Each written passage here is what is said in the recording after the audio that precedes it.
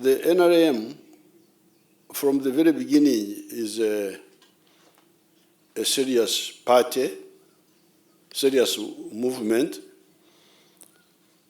and we could not come to you people to say we want to guide you without our diagnosis of the society. So we therefore diagnosed the society long ago, and the 10 points which you are singing about were actually written near here. There's a place called Kanyara, to the south of here. When we were fighting, that's where we sat and we wrote those 10 points. And when we came from the bush, we presented them to you people, to the public. We are not here to waste your time. We are here to show you what to do.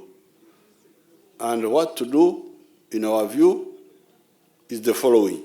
So we put out the programs. Later on, we thought they could be summarized into 4 principles. And that's why we said principle number 1 is patriotism. Love Uganda. Because Uganda is more useful to you than our tribal groups. If, for instance, you take the Banyankore group, they are cattle keepers. Some of them are here. They live in here. They live in most of the cattle corridor.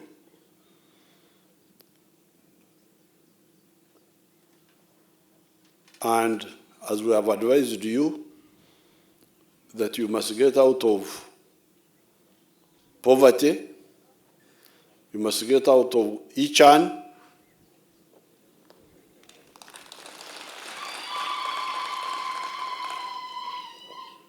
and you must have Abara.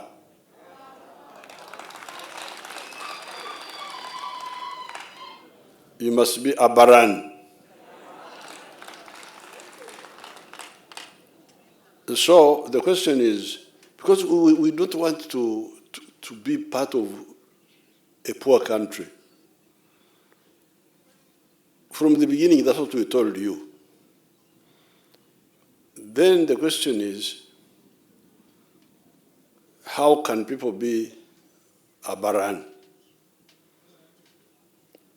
And that's why we analyzed and said, in order to create space for Abaran, we must emphasize Uganda, Pan-Africanism. If, for instance, you take one of the groups, the Banyankore, like these ones who are living here, how can they get out of Ichan and become a bar? The way they can do it is to produce milk, beef, and sell them. The ones in Ankole also produce bananas. But the problem they have is that this Munyankore has milk, and the neighbor also has milk. So the neighbor cannot buy from him, and he cannot buy from him, because they are producing similar products. The same with beef. And who are the people who buy the milk of the Banyankore? It is the people of Kampala who buy the milk, who buy the beef, who buy the bananas. So, and once Karamoja settles down, and you start selling beef in an organized way, you'll find that your cows are bought more by the people of Kampala than locally.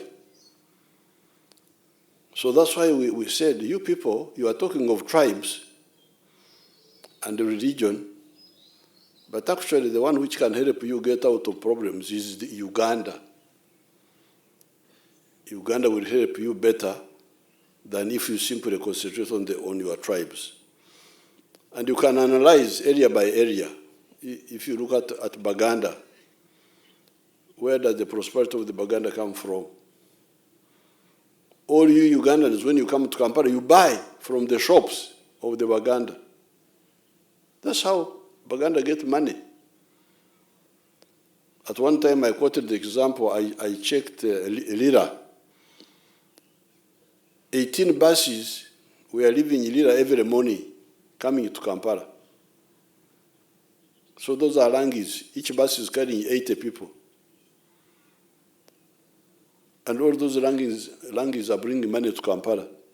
Because they don't come with empty pockets. They come, they pay for the bus. When they get here, they start spending. So that's why, after our analysis, we advised you that, you people, they tell you about tribes, they tell you about religion, but we think loving Uganda is the key to you getting out of poverty.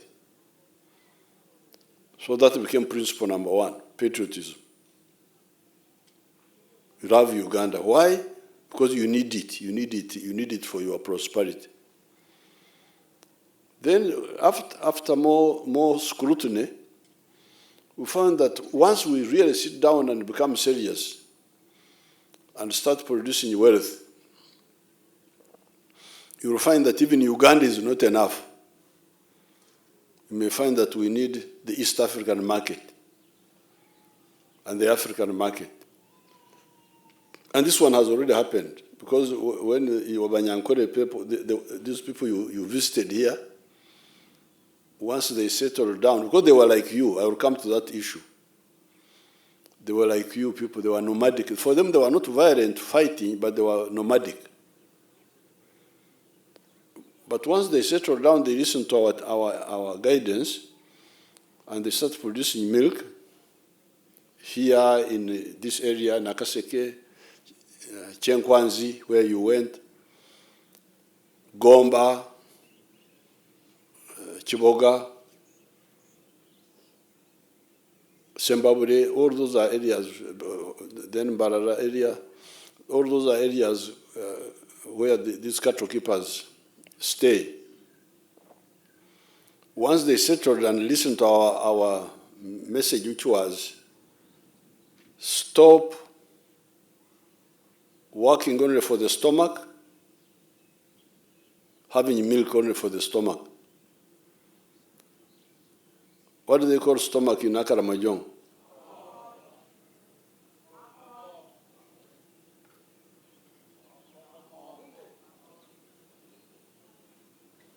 Excellency, it's akok.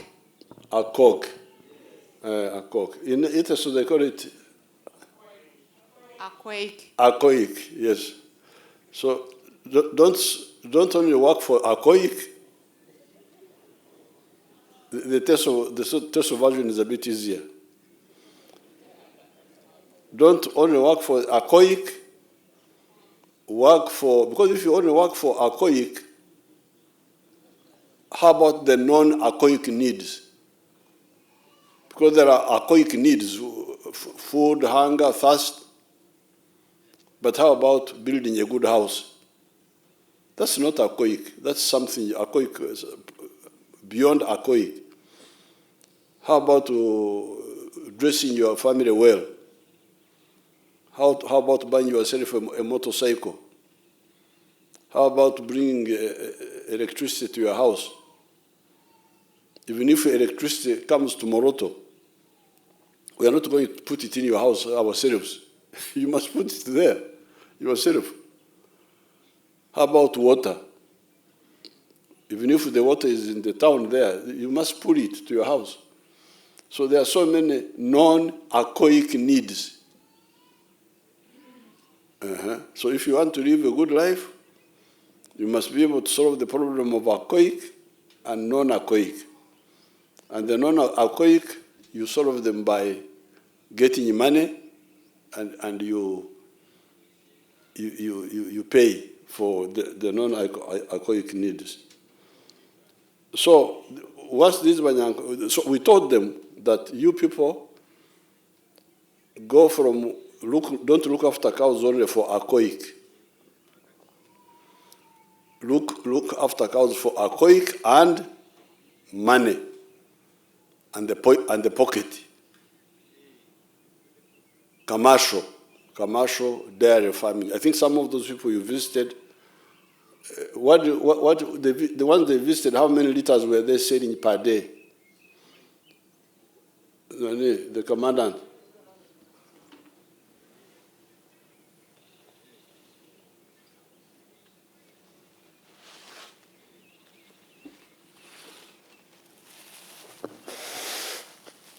Your Excellency, in some of the families, they were selling up to 900 liters per day. Yes. Yes, sir. Yeah. So, those cows whom you are killing yourselves over and wasting time, you are actually enemies of cows. And I will tell you how you are enemies of cows. You are not cow friendly. You are the biggest problem to the cows in your area.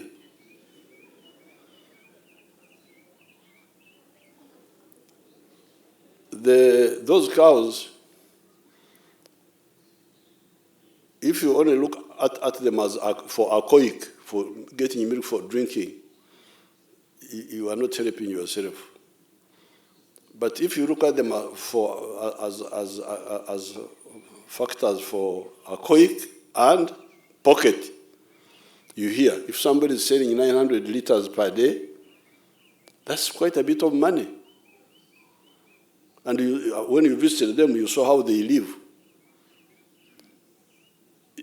There in Karamoja, we are arresting these fellows for stealing your mabati, which we had given you free. But those families you visited, you found they had their own permanent houses, built by themselves, not by the government. The government doesn't give mabati to all those families. They build them themselves because they have the money.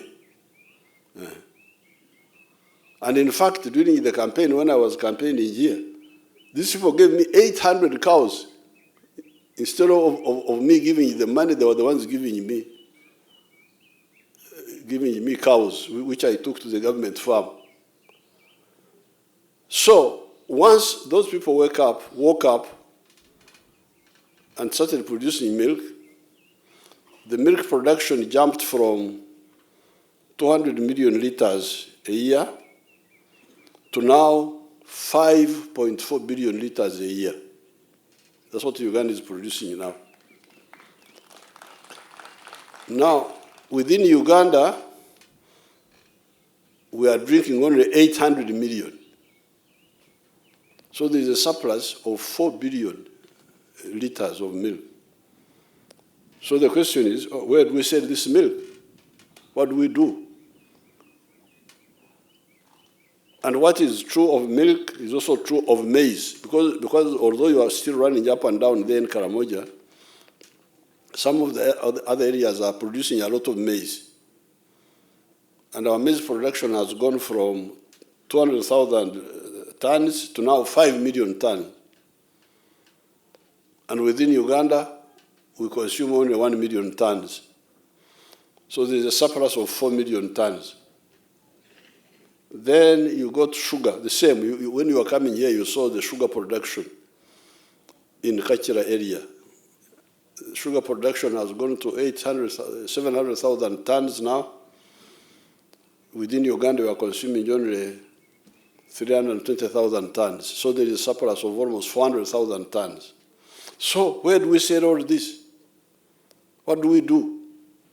That's why the NRM had long ago told you that you people, after loving Uganda, you need to love East Africa.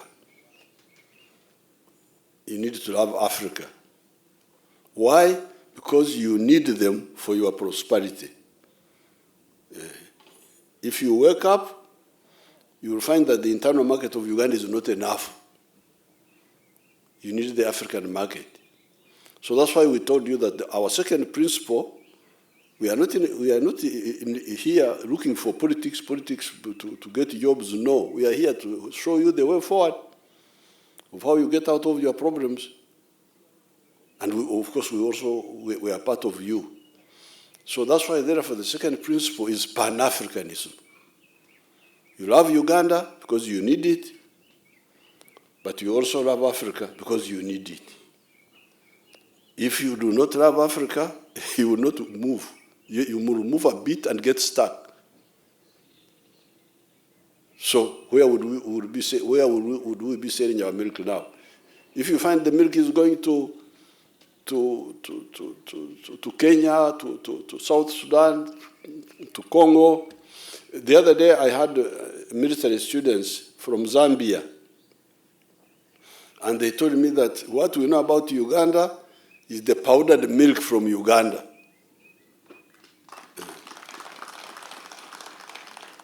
The powdered milk has already gone to Zambia.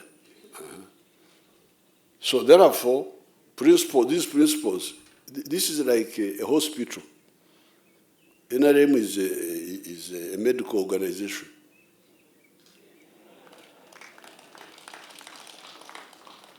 Where we say, what is your sickness? We look at you, open your mouth.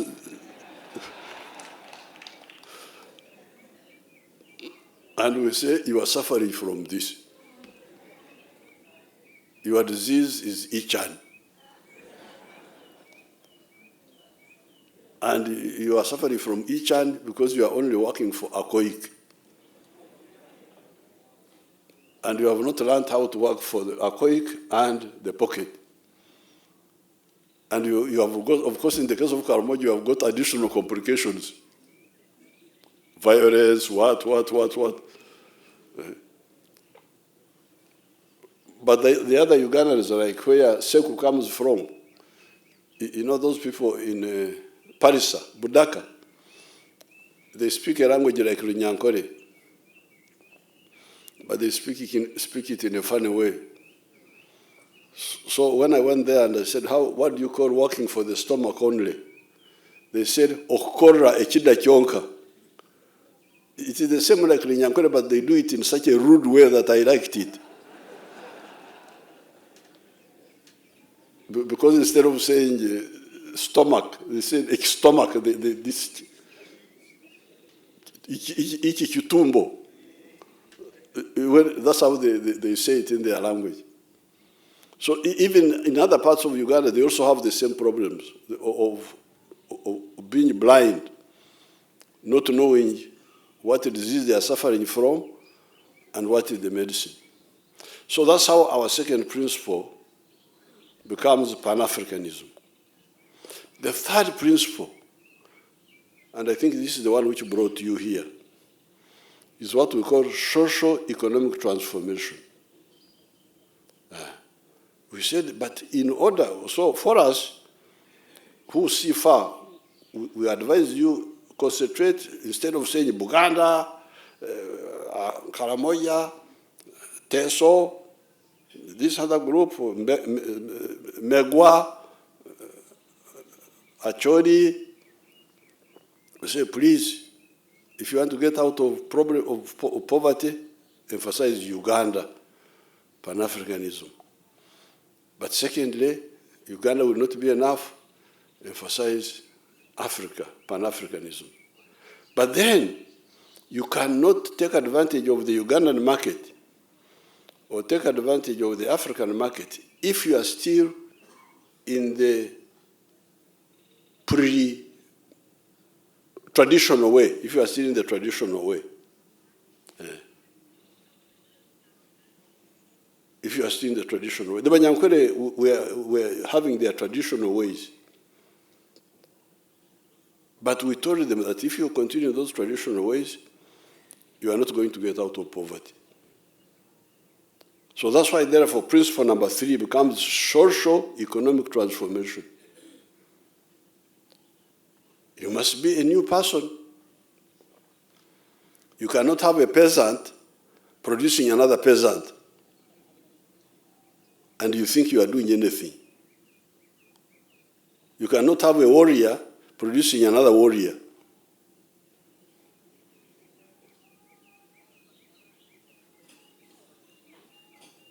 And I can tell you, if you go to Kaweweta's place now, Amos Kaweweta, my late father, there are no longer peasants there. Kaweweta was the last peasant.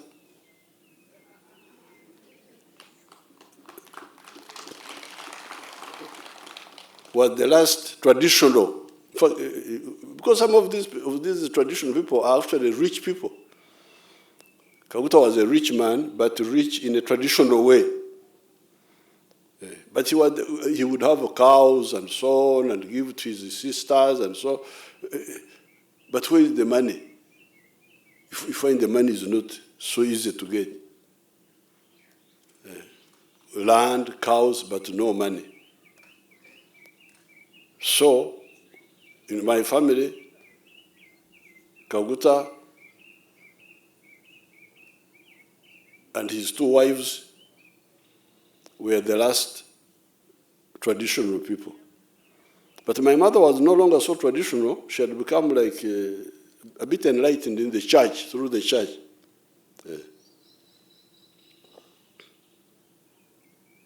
So therefore, this is what we want for you.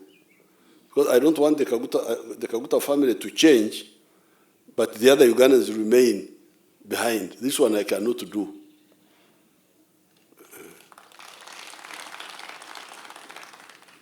Because I'm also looking forward to going to heaven.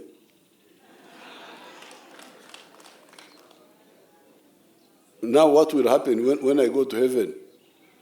And God says, you man, your family changed, but there were other Ugandans whom you did not tell. I will say, I told them, but they refused. I will tell them.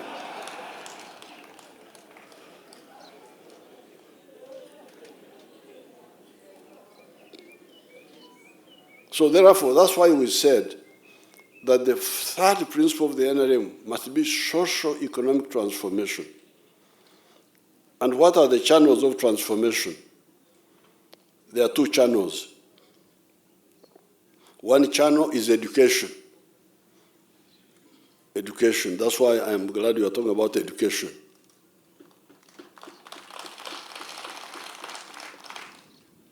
And that's why we introduced UPE long ago. But your people have been resisting it. Your headmasters, your board of whatever they call them, they're the ones who have been reintroducing school fees in the government schools. Otherwise, from 1996, we wanted the children to study free because we knew this was one channel where socio-economic transformation could happen. The second channel, even if you are not educated, even if you are not highly educated, but you go from working for ACOIC only, and you work for ACOIC and the pocket, you still change. You become a new person, even if you are not highly educated. So we don't have to wait for you to finish university and come and no. Even now, because like my father, although he was traditional, but when we introduced commercialization of milk in 1989, he changed. He started producing for the market and started getting money monthly, in fact daily. So that's the second way of socio-economic transformation. The fourth principle is democracy. That one is, I think, clear enough. But now, coming back to principle number 3, socio-economic transformation, we told you that there are 4 sectors where you can go and become transformed socio-economically. Sector number 1, commercial agriculture.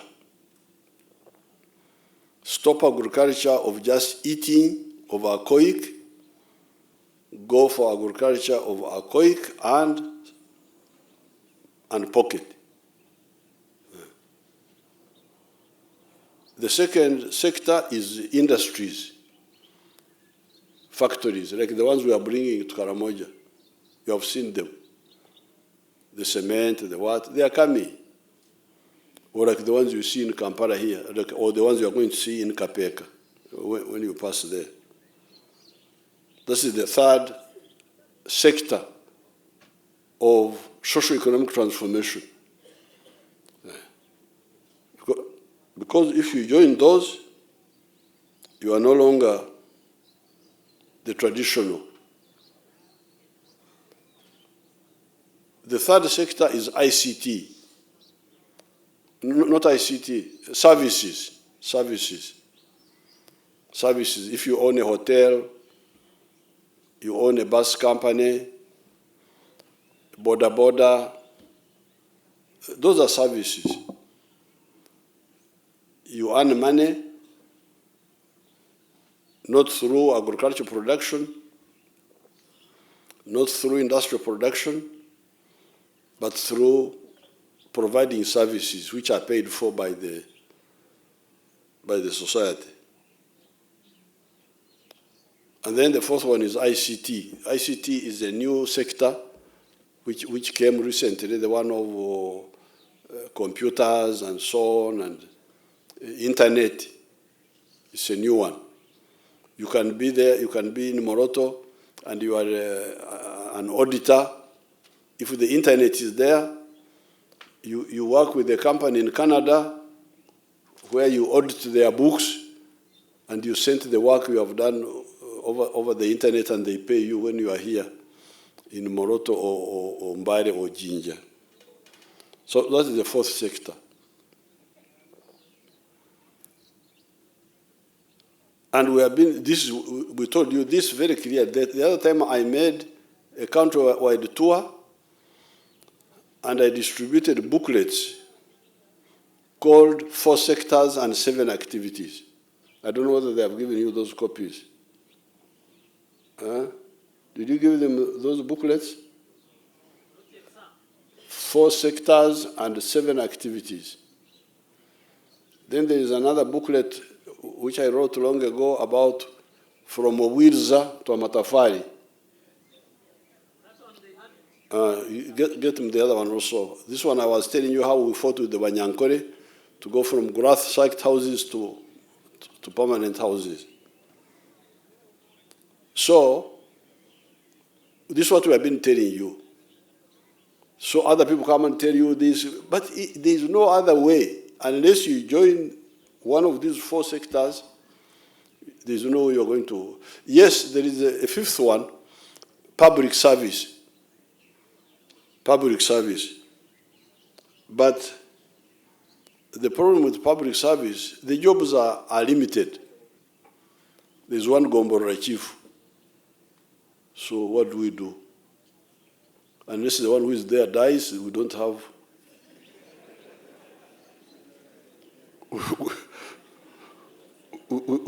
We can't get another job. The Muruka chief is one. The chairman LOC 3 is one. So these are there, but they are few. If you take all the public service jobs, all of them, including the army, I think there are 480,000 jobs in a population of 46 million. So even if you assume that each one has got 5 people at home, each of the 480,000, that's like how many? Like 2 million people who benefit from public service. So public service cannot solve the problem of each one. What can solve the problem of each one are the other 4. Commercial, agriculture, industries, services, and ICT. Because there's no limit. The number can go on. The only limit will be the market. That's why we saw long ago, so for us, we are not only going to, don't tell us about the tribes, tell us about Uganda, because we need it for our prosperity, but we also need Africa, because we knew we needed a bigger market. And with Africa, we can negotiate for other external markets, to Europe and to America and so on. For instance, some of the factories, like the one towards Mbarara there, they are producing a protein called casein from milk, which they use in medicines. Because this milk for drinking is just one level.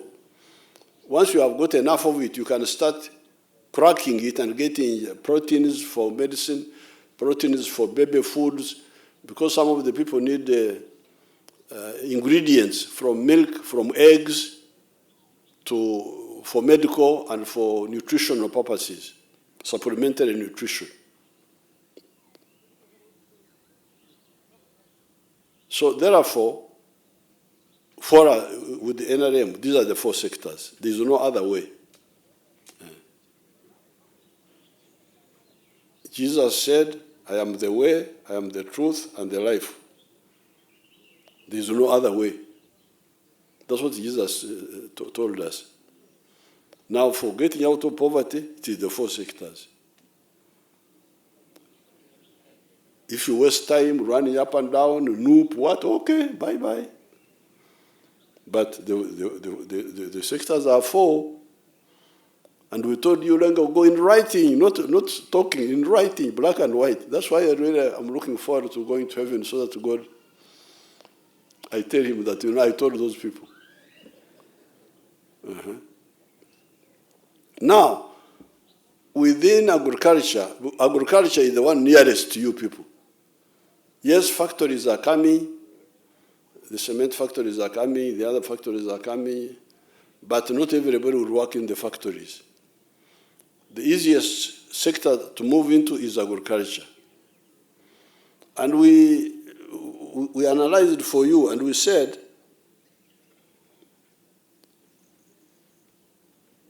you go into agriculture with IMAR. IMAR. How do you say IMAR in Karimajong? Akimar. Akimar. Because you are not going to get out of poverty if you simply say agriculture without Akimar. Because, for instance, our people in West Nile, where Oreru Huda is coming from, they are in Ichan. They are in Ichan, although they engage in commercial agriculture of tobacco. They do tobacco. Tobacco was introduced by the British to them. In other areas, like Parisa, they introduced cotton. In the 1960s,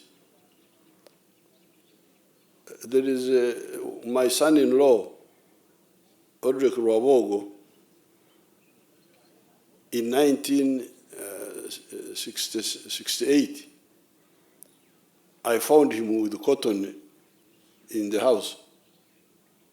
His grandfather, the father of his mother. At that time, I was a student mobilizer of my groups there.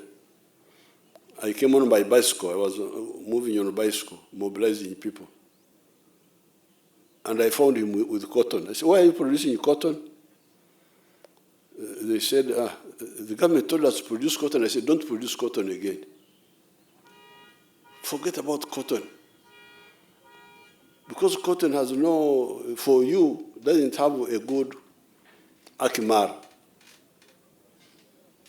Concentrate on the cows, forget about cotton. Other people will do the cotton. Because the cotton, in Parisa, when I went there, I found them growing cotton. How many kilograms? What is the average land holding in Parisa? Average land holding per homestead.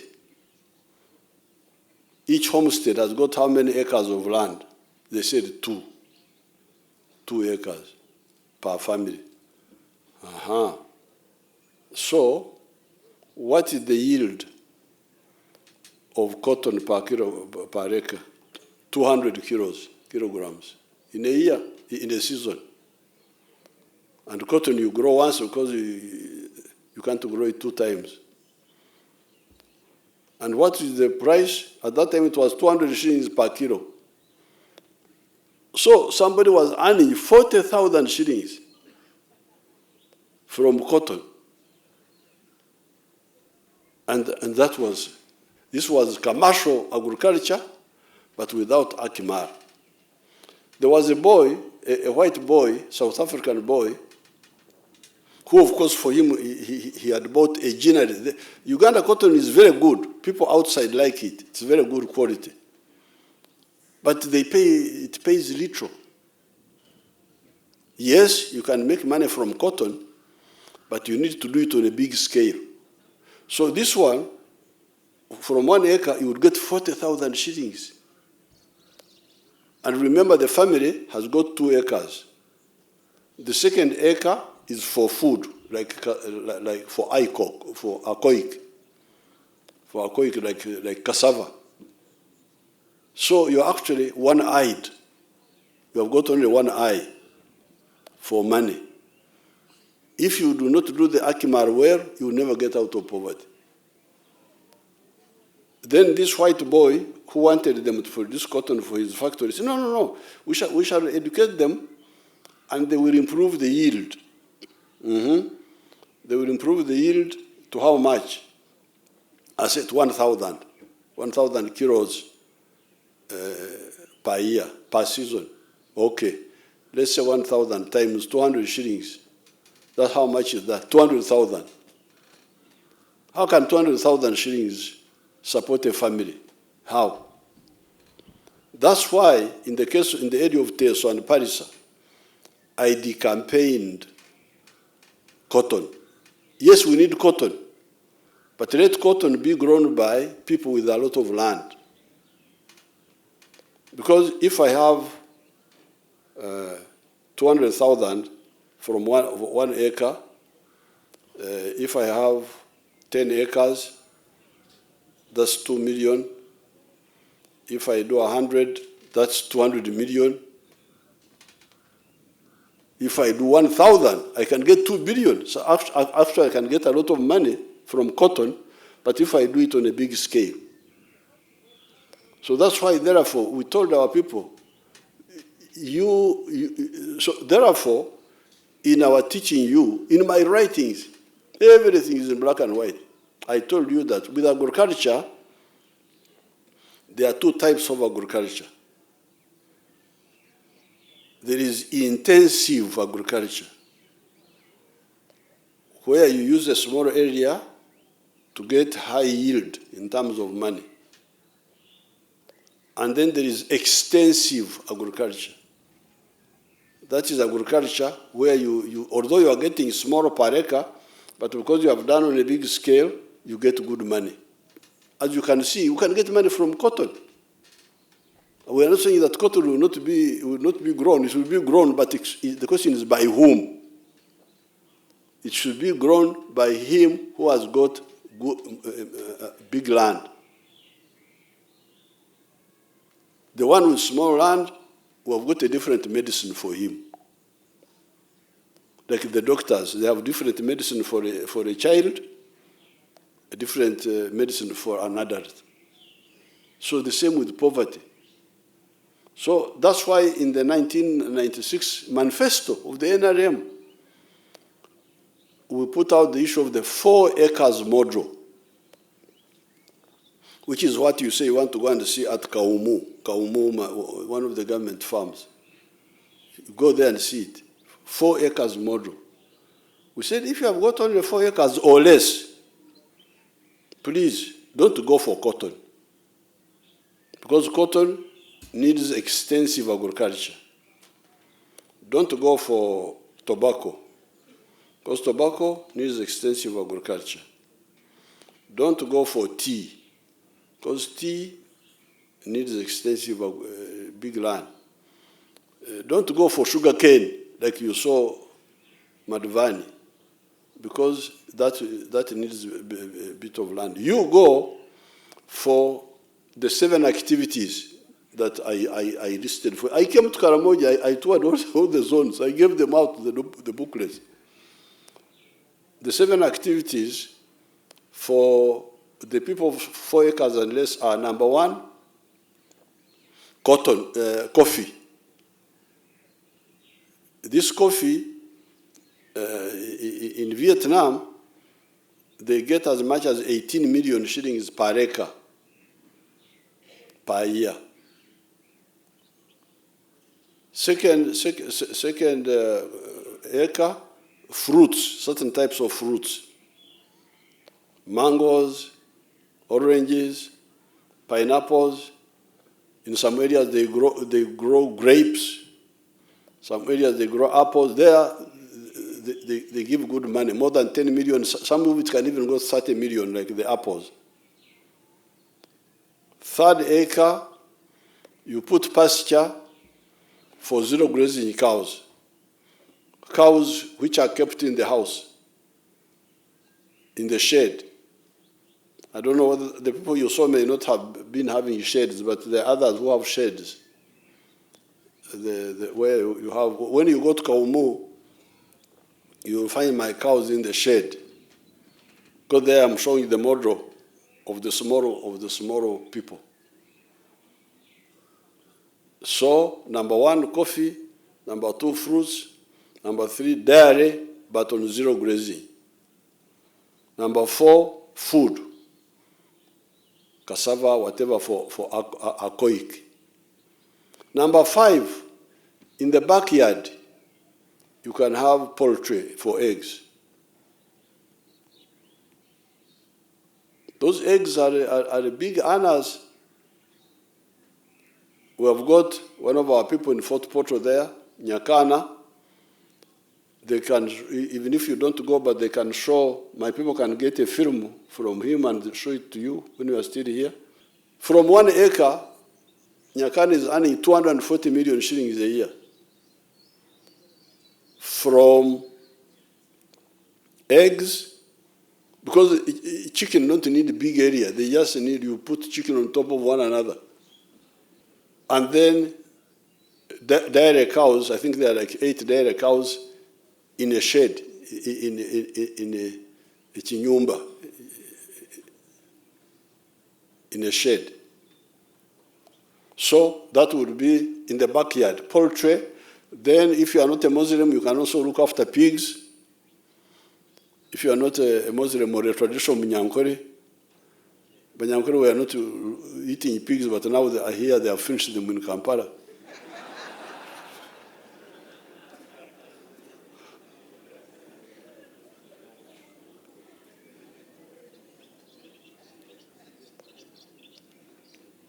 And then,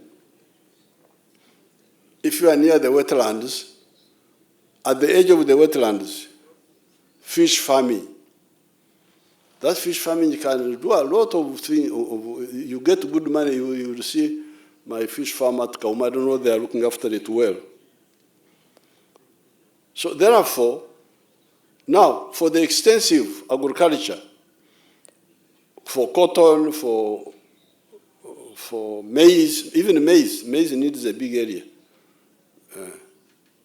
That would be done by people of big land. But the ones of small land, please, go for intensive agriculture, and we have identified those 7 activities. Some people are bringing some new ideas. They are talking of avocado. I have not done the Akimar, because when I do the Akimar, I look at how much I earn per acre per annum here, but also I look at the size of the market globally.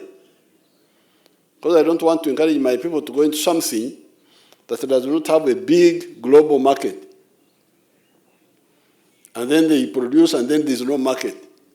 So all these things I'm telling you, the 7 of them have got a huge global market. You can go on the internet, because you are now English speaking. If you know internet, you can go and see what is the global demand of coffee, What is the global demand of fish?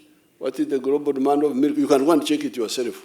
It's big, big. What I'm telling you is that I'm sure the price, the income per acre per annum is good, and the demand is big, so there's no danger of even to okudiba, things not being bought, being stuck with the products. So therefore, the question now, what do we do with Karamoja? Because Karamoja now is in the hospital. So we are looking at these people. These people have lost time. Karimajong have lost time. They are latecomers because they got lost. I was talking with those people, with Chodre, your first minister. The problem is that what you call history, I call current affairs, because I was there. When Chodre was leading that place, I remember him well. There was Lorica. A few is of yesterday. Don't tell me of a few. A few is yesterday. Lorica. You don't even know your history. Lorica. There was a boy who was with me at Ntare. Was he called Loruk or who? He was called Loruk. Where was he from? Kangore. Is he still alive? Oh, he was with us at Ntare. And we were talking with those people. Then later on we came to know Athio, then Naburi, and Kodet. Kodet is still there, has been struggling.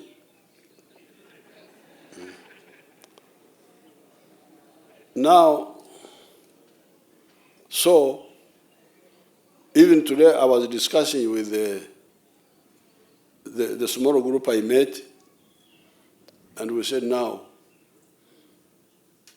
Karamoja, multiple health problems. It's not just one disease. Because like Seku's group, the Budaka Parisa, their sickness is when only working for Akoik is what? Akoik only. How do you say it?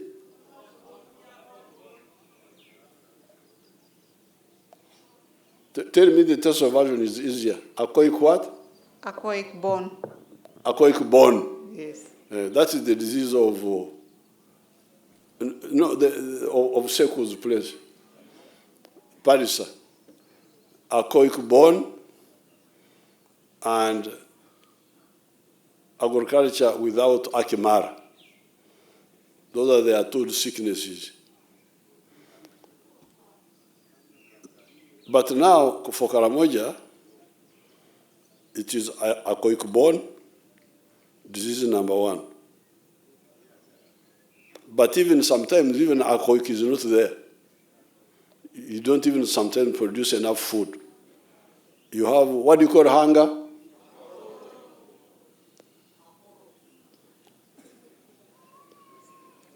Your Excellency, Akoro.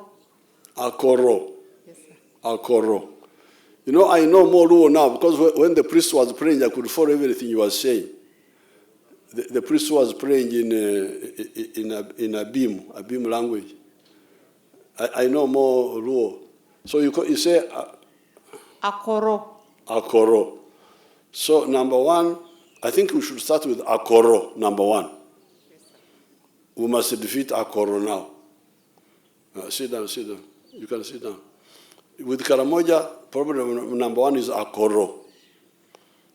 So we have to defeat Akoro. This year, people, Karimajong are really tough people.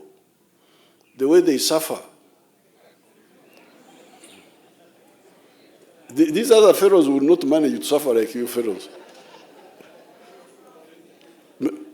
Many of these sitting here are full of food they eat. But the Karimajong, how they manage Akoro. You know, I had a friend of mine, the man from GA, who became my friend when they were causing trouble the other time. He was one of the cattle raiders. I invited him. We met in Adilang near the border there. And he was fearing to come. He thought I would arrest him or kill him. But when he came, we talked. I gave him food. He ate. And then we started talking.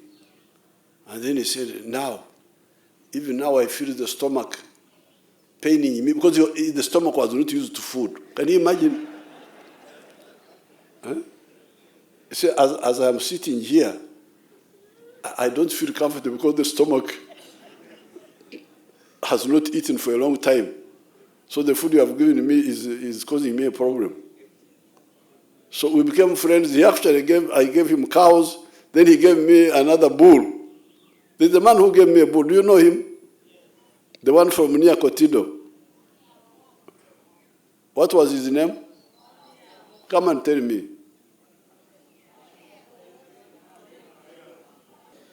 His Excellency, his name was called Matia Longoko. Oh yes, he gave me a bull. I had nothing to do with the bull, so I put a bear around it.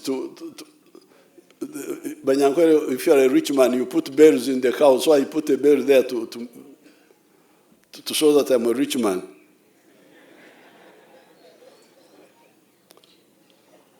So we must defeat hunger first. And we have agreed with the leaders here that we are going to bring enough tractors in that area and make sure that we grow enough food collectively, but also help people to do it individually so that we have food. That's number one. Then number two is water. Water, because that water is also another problem. But I was telling them that this issue of water is simple. This area where you are now, all the way to Chenkwanzi, all the way to Chiboga, much of Zimbabwe, much of Chirhura district, much of Isinyoro district, part of Mbara district, and some parts of Chejegwa in Toro, they don't have spring water. What do you call spring in our language, Anyakun?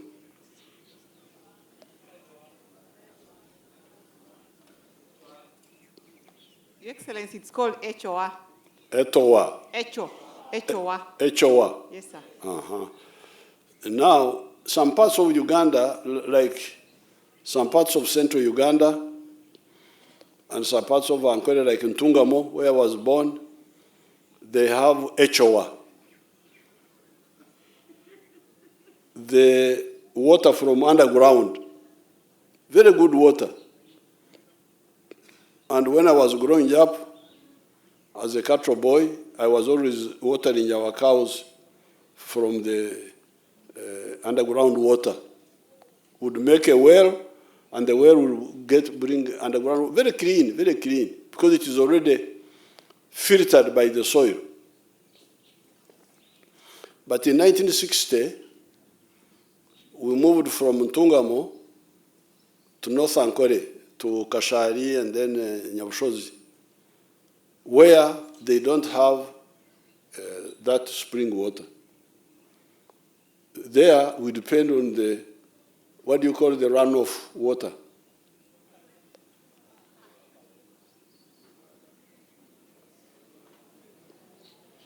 Akalele. Akalele, like alele like in Luo. Yes, akalele. Akalele.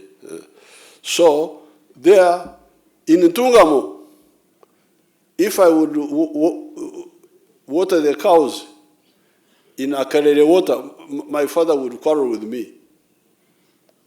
Because the Akalele water is not good as far as the Ntungamo people are concerned, because they have got the underground water, the one of the spring. But when we came to this side, that's the only water that was there. But it helps. So the chiefs in the 1940s had made a number of dams. Even Raktura, where I bought in 1967, it was near a communal dam. That's why I bought that land there, because it was near a communal dam. I wanted to be near water, because being far from water is you waste a lot of time. But now, of course, I have made my own dams, so I no longer use the communal dam, I have my own dams. So it is very easy to develop this water in Karamoja. And we have been sending you a lot of money. I'm glad you, the chairman here, if you want to go to heaven. Do you want to go to heaven or you have given up? Me, I'm looking forward.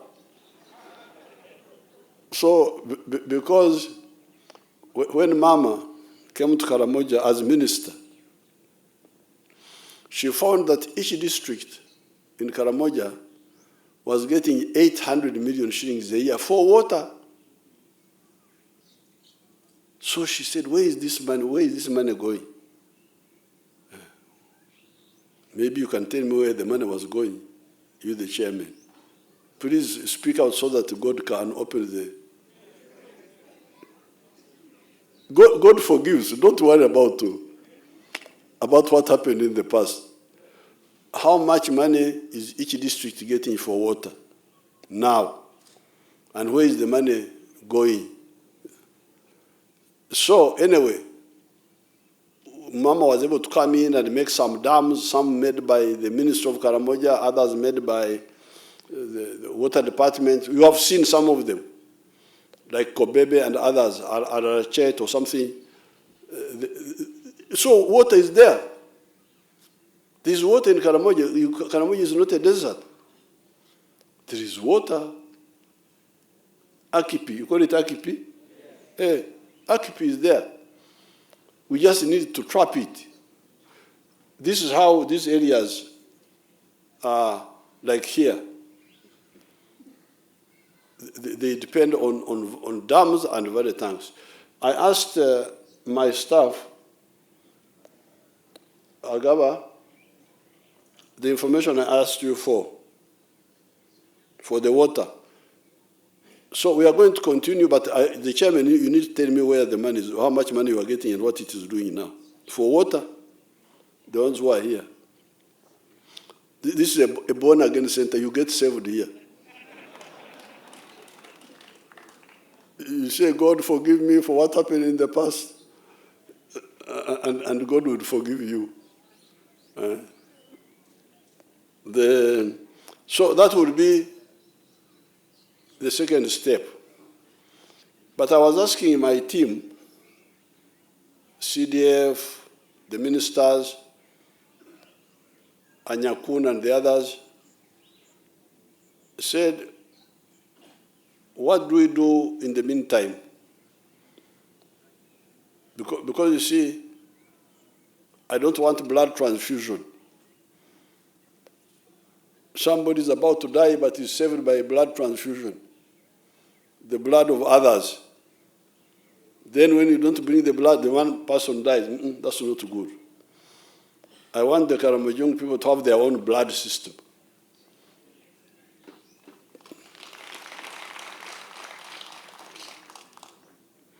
So the other time, I brought goats. I thought goats were good. They were easy. They would eat the shrubs and so on. Wapi? I don't know what happened to the goats.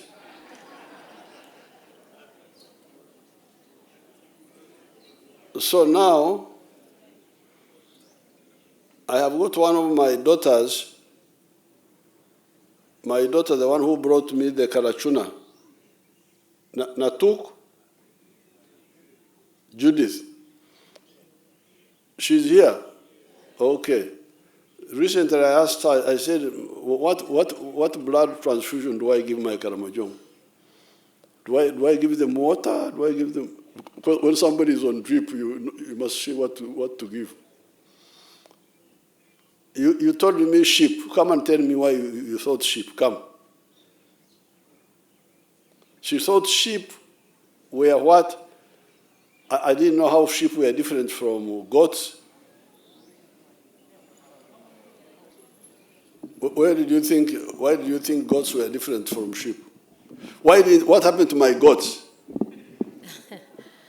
Your Excellency, the goats came to Karamoja, but many of them were not very healthy, and after distribution, many of them succumbed to the diseases in Karamoja. Why I proposed the sheep is because the sheep are, first of all, disease resistant, and then the second one is that they multiply easily.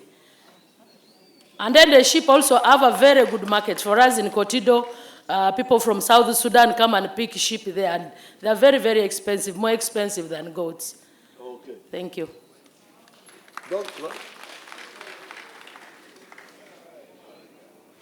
So what you do before you disperse, sit down with my team here, with the division commander, and agree on what do I, because I want to see something I can quickly give. Now, once we deal with the food, with the water, I want the households to get something they can get money from quickly.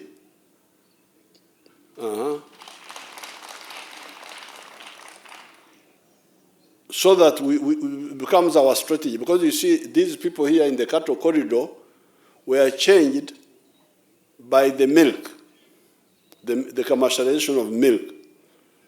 That's what the medicine here. In Masaka, people are coming up because of coffee. In Karangara, people are coming up because of the palm oil. In Bundubujo, people are coming up because of a combination of coffee, palm oil, and cocoa. So what medicine do we give in the short run to my people in Karamoja? I want a medicine. I don't want... This is in the short run. But in the long run, we are discussing, and you can discuss it again with them, we are saying that in the long run, your commander came up with the idea of these Frisian cows, which some of these people have here, you may not manage them now. But he was suggesting crossbreeds between the zebu, your small cows, and the Frisians.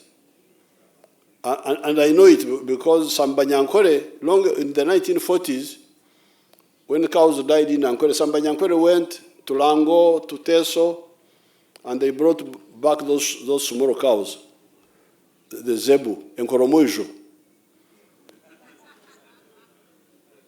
And their crossbreeds can have good milk. Crossbreed, even with the Nyankore, but also with the Frisian. So that can be another way. You discuss it more and advise us. So that would be now one of the long-term crossbreed, the Zebu with the Frisians. But also, when I come to Moroto, I see those priests of yours, the white men in Moroto. They grow grapes. They can grow olives, mzaituni, because I know that in Israel they grow mzaituni. It's a bit hot, but they grow olive trees. And then we can look at, I hear oranges can do very well there. Oranges. And we look at other fruits. And I was even thinking of the honey industry. The honey, the apiary. So we need a package with Akimar, because the question is in Karamoja, what is the average land holding per family? Even if you have got communal, how big is the size of the communal land?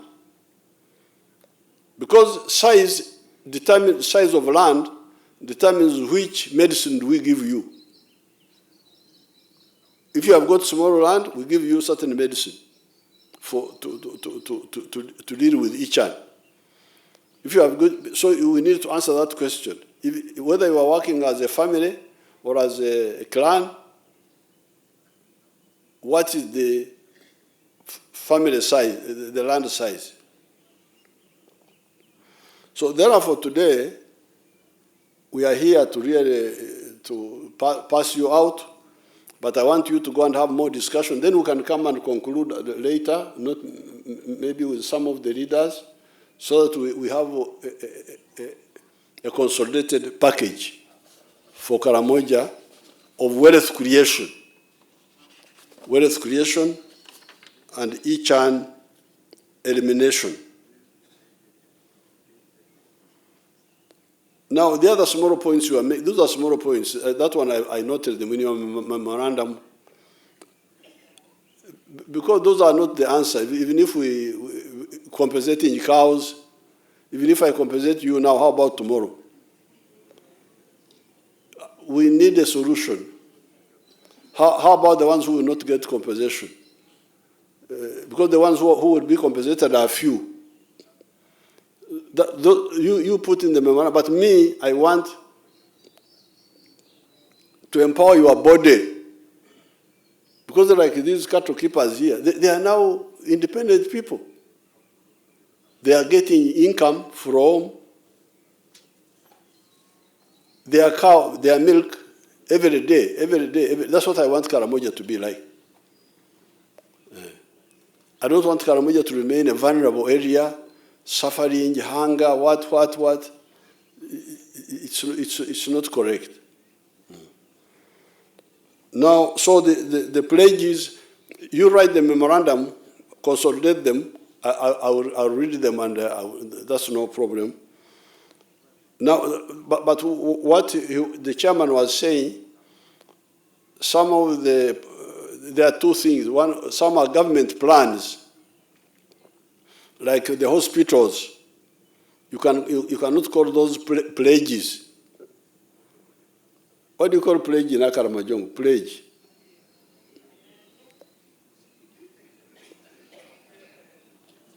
Akikinet.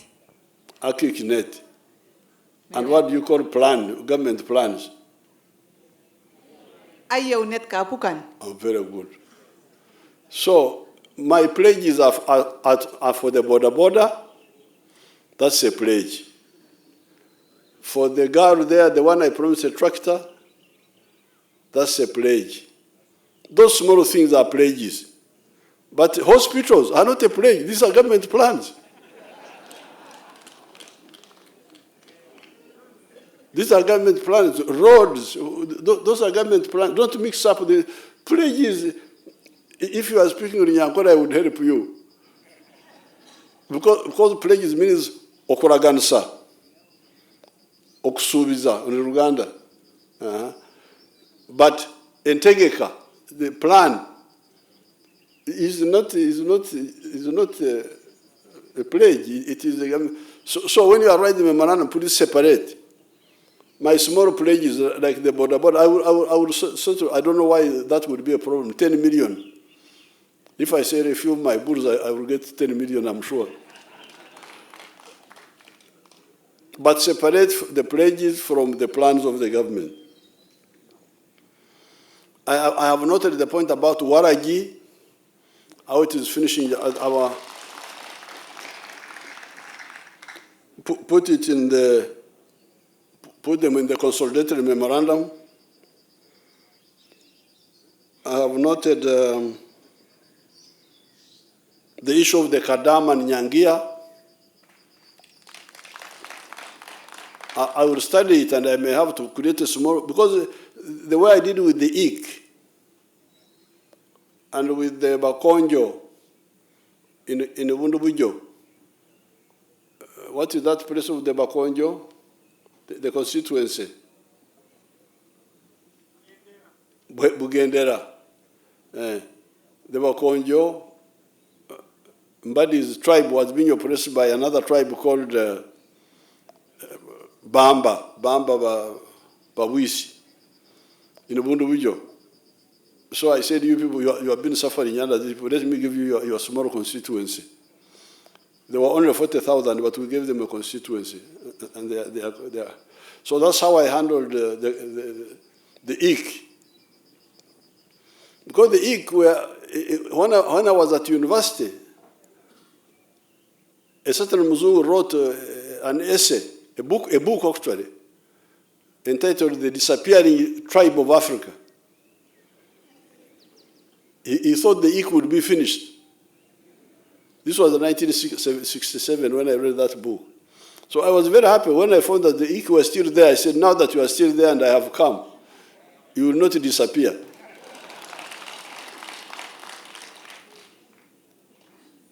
So the Kadam and the Nyangia, I've been hearing about them. I will take up their issue. The issue of Chairman Abim, I will take it up.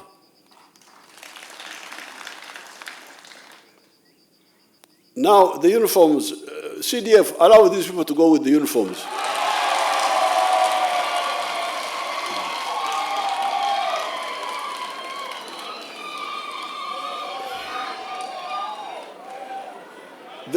But you sign a book, everybody signs, and we shall be checking the divisional commander.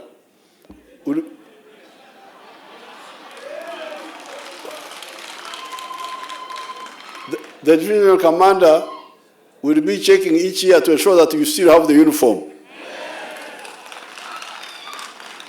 That you did not sell it or use it for other things.